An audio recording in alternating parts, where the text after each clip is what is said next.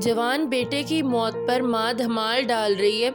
माँ अपने आप को कंट्रोल ही नहीं कर पा रही। वो इस कदर सदमे की हालत में, उसे कुछ समझ ही नहीं आ रहा।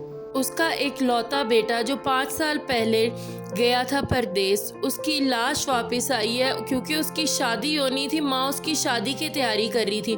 माँ ने, जिसने अपने बेटे की शादी में नाचना था, वही माँ अपने बेटे की मैयत के आने पर मैयत पे फूल निछावर कर रही है, उसकी एम्बुलेंस के ऊपर फूल फेंक रही है। ये वाक़या सराय आलमगीर में पेश आया।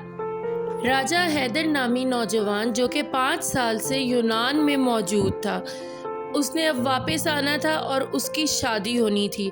उसकी माँ की कैफियत को समझें, जो शादी के लिए बेटे को बुला रही थी, जिसके बेटे ने शादी के लिए वापस आना था। पूरी तैयारियां हो चुकी थी शादी की। 2 रोज़ कबल राजा हैदर यूनान में पाकिस्तान वापस जाने की तैयारियां कर रहा था।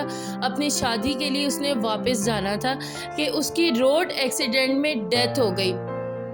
जिस माँ ने अपने बेटे के सर पे सेहरा सजाना था, गले में हार पहनाना था, वो उसकी तस्वीर पर हाथ डालकर खड़ी है। जिसने अपने बेटे को गले से लगाना था, अपने बेटे का माथा चूमना था, उसको प्यार करना था कि वो इतने अरसे बाद, 5 साल बाद परदेश से वापस आ रहा है, यूनान से वापस आ रहा है। वही माँ अब बुरी तरह से अपने बेटे की मैयत को देखकर तड़प उठी।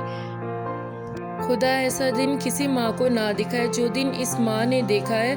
क्या हालत हो गई है उसकी, जिसने अपने बेटे की शादी में नाचना गाना था, खुशियाँ मनानी थी अपने बेटे की। वो माँ अपने बेटे की मैयत अपने सामने देख रही है। उसका बेटा बेजान हालत में उसके सामने पड़ा है और वो कुछ कर नहीं सकती। बेबसी का आलम है उस पर।